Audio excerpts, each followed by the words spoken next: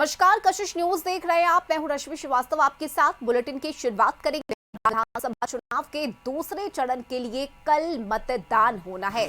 दूसरे चरण में 20 जिलों की 122 सीटों पर वोटिंग होगी। विधानसभा के दूसरे चरण के मतदान में 1302 उम्मीदवार हैं।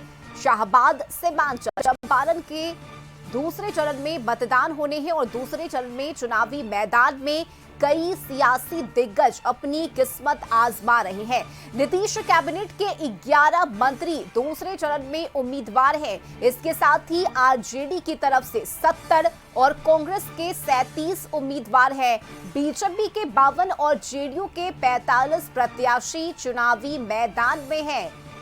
तो दूसरे फेज के तहत बिहार में कल मतदान होना है, जिसे लेकर तैयारी शुरू कर दी गई है। और देखिए, बिहार में वोटिंग पहले चरण में हो चुकी है और दूसरे चरण के लिए प्रचार खत्म हो चुका है। 18वीं विधानसभा के लिए हो रहे चुनाव का नतीजा 14 नवंबर को आएगा। पिछले 5 चुनावों की बात करें तो मुकाबला 2 गठबंधन के बीच होता रहा है। 2005 से 2020 तक कैसा रहा चुनावी गणित, इस रिपोर्ट में देखिए। बिहार विधानसभा चुनाव की बिसात बिछ चुकी है। नामांकन का दौर चल रहा है। मतदान 2 चरणों में होना है। पहले चरण की वोटिंग 6 नवंबर को होगी, जबकि दूसरे चरण का मतदान 11 नवंबर को होगा। वोटों की गिनती 14 नवंबर को होनी है। पहले चरण में 18 जिलों की 121 सीटों पर मतदान है, तो दूसरे चरण में 20 जिलों की 122 सीटों पर वोटिंग है। 20 सालों से नीतीश कुमार बिहार की सत्ता की धुरी रहे हैं।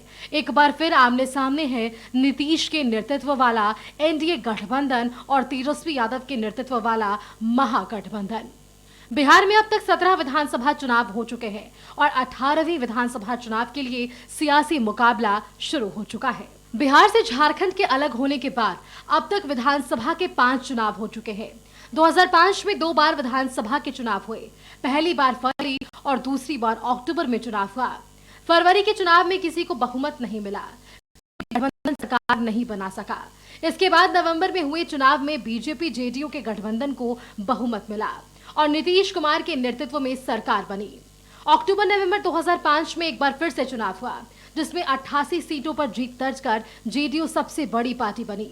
वहीं बीजेपी को 55 सीटों पर जीत मिली, जबकि आरजेडी सिर्फ 54 सीट जीत सका। और इसके साथ ही बिहार में 15 साल के बाद सत्ता परिवर्तन हुआ।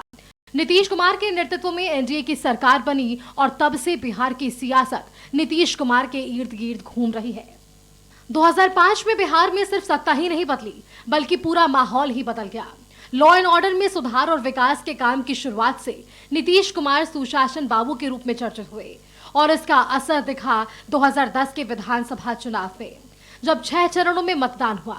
मुकाबला हुआ जेडीयू बीजेपी वाले और आरजेडी एलजेपी के गठबंधन के बीच, जिसमें जेडीयू ने 115 सीट पर जीत दर्ज की, वहीं बीजेपी को 91 सीट मिली। इस चुनाव में आरजेडी का अब तक का सबसे खराब प्रदर्शन रहा। 168 सीट पर चुनाव लड़कर आरजेडी सिर्फ 22 सीट जीत सका। वहीं कांग्रेस ने सभी 243 सीटों पर उम्मीदवार उतारा, लेकिन जीत सिर्फ 4 सीट पर मिली।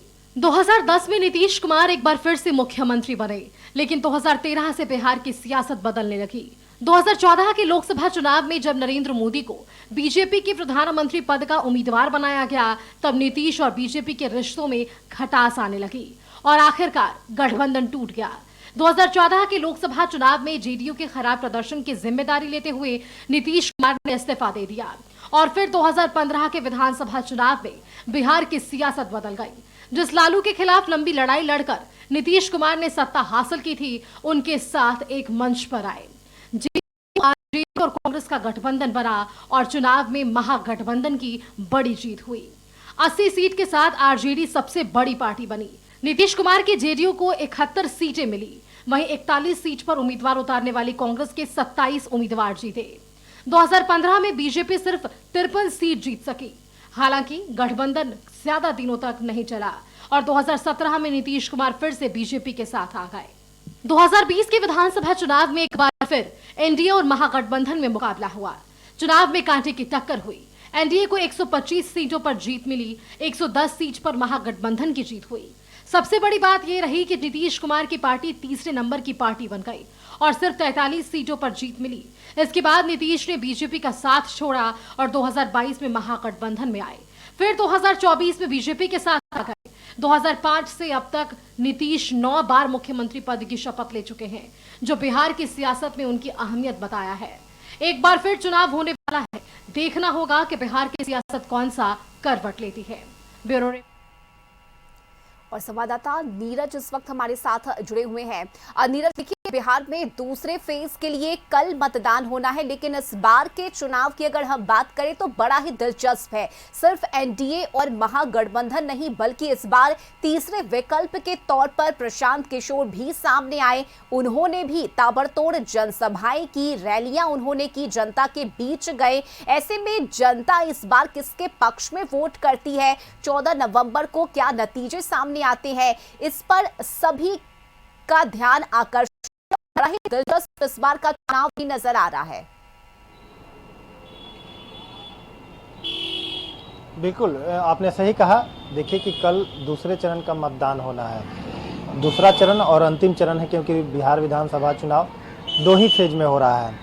20 जिलों की 122 सीटों पर मतदाता कल मताधिकार का प्रयोग करेंगे और प्रत्याशियों के भाग्य का फैसला जनता ही तय करती है। मुख्यमंत्री कौन होगा, उनके विधायक कौन होंगे, ये जनता ही तय करेगी अपने मताधिकार का प्रयोग करके।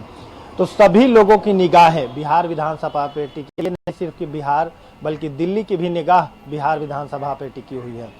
और चुनाव आयोग के तरफ से जो तैयारी की गई है वो मुकम्मल तैयारी की गई है।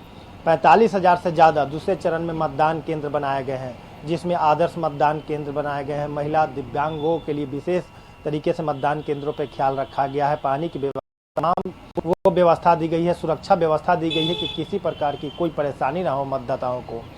इसके अलावा सबसे खास बात आपको बता दें कि जितनी पुरजोर मेहनत एनडीए के स्टार प्रचारक हो, प्रधानमंत्री हो, अमित शाह हो, सभी लोगों ने किया, तो ठीक उसी प्रकार महागठबंधन भी करने का काम किया है। तेजस्वी प्रसाद यादव, राहुल गांधी, साथ में मुकेश सहनी यानी उनके सहयोगी दल।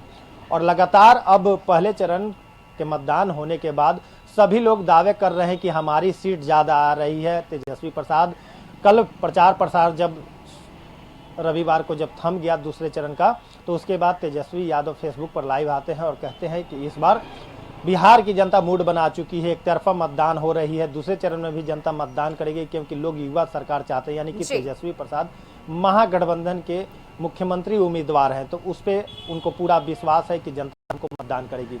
लेकिन दिलचस्प तो ये भी है कि कुछ ऐसे सीट हैं, आपको बता दें कि कुछ 22 उम्मीदवार मैदान में हैं। तो स्थानीय जो लोग होते हैं, जो उनके विधायक बनने की कोशिश करते हैं, तो जनता भी उनको परखती है कि वो कैसे भी विधायक बनते हैं, तो जनता के बीच में रहेंगे, उनके विकास करेंगे नहीं। तो आपको बता दें कि गया, चेनारी के कुछ ऐसे, सासाराम के कुछ ऐसे सीट हैं जहां पर 22 उम्मीदवार हैं। उन लोगों की भाग्य का फैसला भी जनता ही करेगी। सीमांचल का कुछ इलाका है जहां पर महागठबंधन कह सकते हैं कि अभी भारी दिख रही है, क्योंकि सीमांचल का कुछ इलाका ऐसा है जहां पर लोग कांग्रेस, आरजेडी और एआईएम खास करके उनका भी एक तरफा मतदान होता है। लेकिन जब जनता कल मतदान करेगी और 14 नवंबर को जब गिनती होगी, तो किसकी सरकार बनेगी, कौन उनके क्षेत्र के विधायक बनेंगे, ये पिटारा जब ईवीएम खुलेगा 14 नवंबर को तो पता चलेगा। लेकिन जिस तरह से चुनावी माहौल देखने को मिल रहा है, सभी लोग अपनी महत्वाकांक्षा को लेकर के मैदान में जनता के बीच में गए और उसके बाद अब लोग अपने अपने दावेदारी कर रहे हैं। चलिए, तो ठीक है, बिल्कुल। नीरज, आप बने रहिए हमारे साथ। इस बीच पूर्णिया से संवाददाता जेपी मिश्रा भी हमारे साथ जुड़ गए हैं। जेपी, क्या माहौल है इस वक्त पूर्णिया का, चूंकि दूसरे फेज के तहत यानी कि कल वहां मतदान किए जाएंगे, किस तरह की तैयारी मतदान केंद्रों पर? बिल्कुल रश्मि, जिस तरह से मतदान केंद्रों पर पूरी तैयारी, जो पूर्णिया जिले की अगर हम बात करें तो यहाँ पर 20,93,000 मतदाता अपने मताधिकार का 7 विधानसभा क्षेत्रों में प्रयोग करेंगे। यहाँ जो 7 विधानसभा क्षेत्रों हैं उसके लिए 2553 बूथ बनाए गए हैं और लगभग 400 अति संवेदनशील बूथ बनाए गए हैं, वही 23 अति संवेदनशील बूथ बनाए गए हैं। तो पूरी तैयारी जो चुनाव आयोग के द्वारा की गई है यहाँ पर के, और हर बूथ पर जो है सो पूरा CAFC की फोर्स जो है वो डिप्लॉय की गई है। तो प्रशासनिक स्तर पर पूरी तैयारी की गई है चुनाव को लेकर के। वहीं अगर हम बात करें सीमांचल के पूरे क्षेत्रों की बात करें तो 4 जिले मुक्ता, पूर्णिया, अररिया, कटिहार, किशनगंज, ये 4 जिले हैं जहां पर जो है सो ये काफ़ी अहम फैक्टर माना जाता है। यहाँ पर कई बड़े दिग्गज यहाँ पर चुनावी प्रचार में उतरे और चुनाव प्रचार किए। खास करके अगर हम कहें तो एनडीए के जो गृह मंत्री अमित शाह लगातार 2 दिनों तक यहाँ पर कैंप किए और 2 दिनों तक पूर्णिया में रहकर चुनावी सभा को, अलग अलग जगहों पर चुनावी सभा को संबोधित किए। तो ये एक सीमांचल का जो राजधानी है वो वहाँ पर पूरा हब था चुनावी कैंपेन का। वहीं पर राहुल गांधी, प्रियंका गांधी, तेजस्वी यादव ताबड़तोड़ कई सभाएं यहाँ पर सीमांचल के क्षेत्रों में किया है।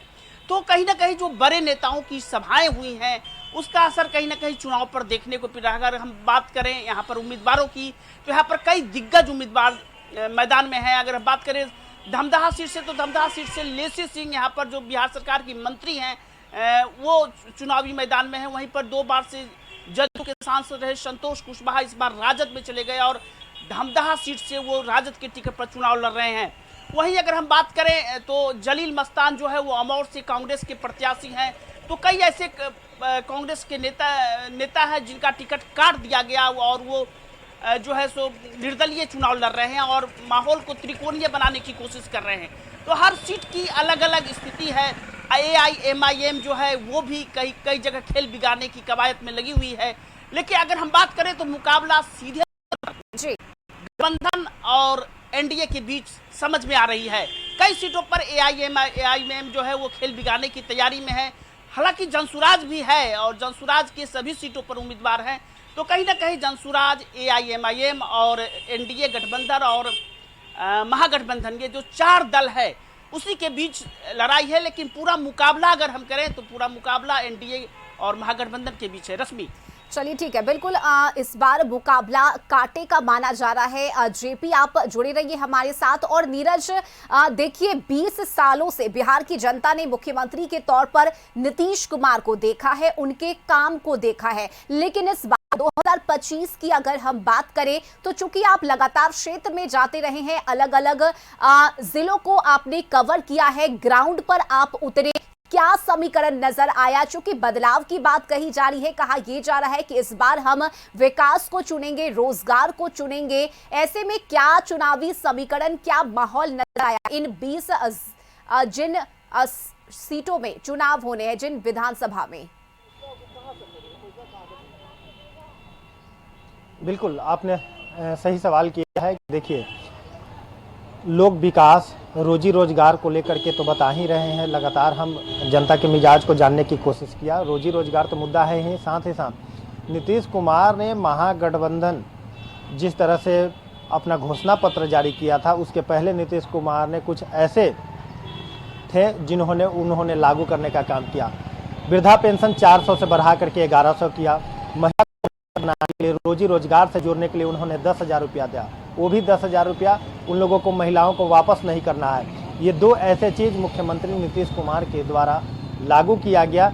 ये कह सकते हैं कि नीतीश कुमार एनडीए के लिए बेनिफिट है। मुख्यमंत्री नीतीश कुमार महिलाओं पे कहे हुए, जब कहा था महिलाओं ने कि शराबबंदी किया जाए तो मुख्यमंत्री ने शराबबंदी किया।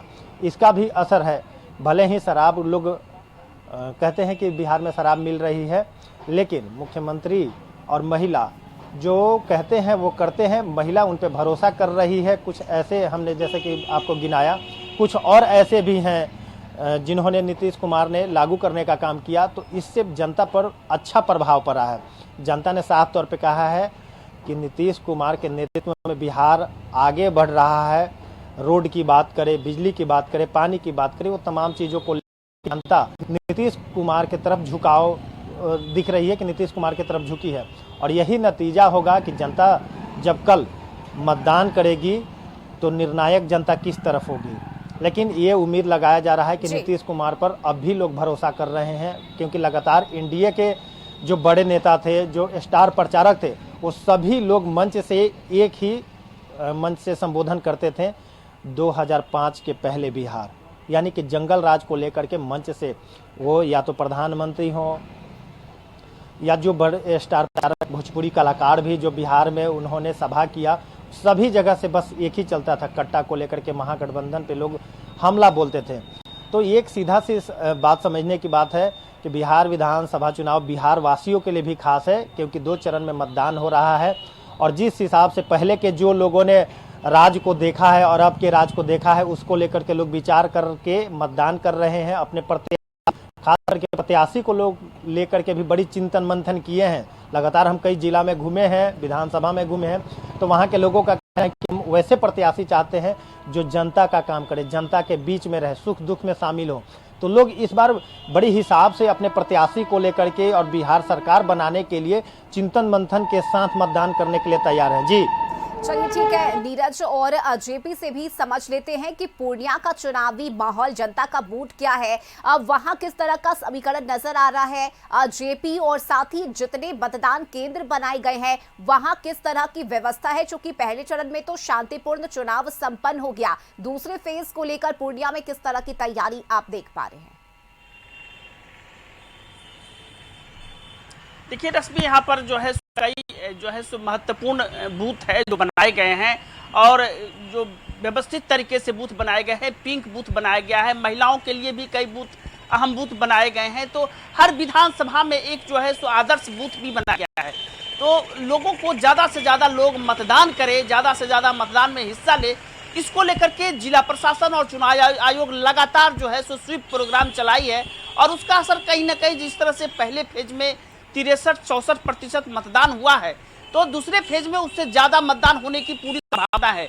और इस पर खास बात यह है कि जो महिलाएं हैं वो मतदान बढ़ चढ़कर कर रही हैं, और जब महिलाएं बढ़ चढ़कर मतदान करती हैं, और जिस तरह से पहले फेज की हम बात करें तो पहले फेज में ज्यादा मतदान प्रतिशत को हर एक राजनीतिक दल अपने अपने हिसाब से ले रही थी कि ज्यादा मतदान हुआ है तो उनके पक्ष में हुआ है, एनडीए वाले कह रहे थे, महागठबंधन वाले कह रहे थे कि हमारे पक्ष में मतदान हुआ है। तो ज्यादा मतदान का प्रतिशत क्या परिणाम देता है, ये तो निश्चित रूप से अलग अलग राजनीतिक पार्टियां अपने अपने हिसाब से तय कर रही है, लेकिन मतदान का प्रतिशत ज्यादा होना निश्चित रूप से हम कह सकते हैं कि लोकतंत्र के लिए ये बेहतर संकेत है। और लोकतंत्र में आस्था रखने वाले जो लोग हैं वो अब मतदान के प्रति काफी जागरूक हैं और अपना एक मत देना चाहते हैं ताकि अच्छे लोकतंत्र का निर्माण हो सके।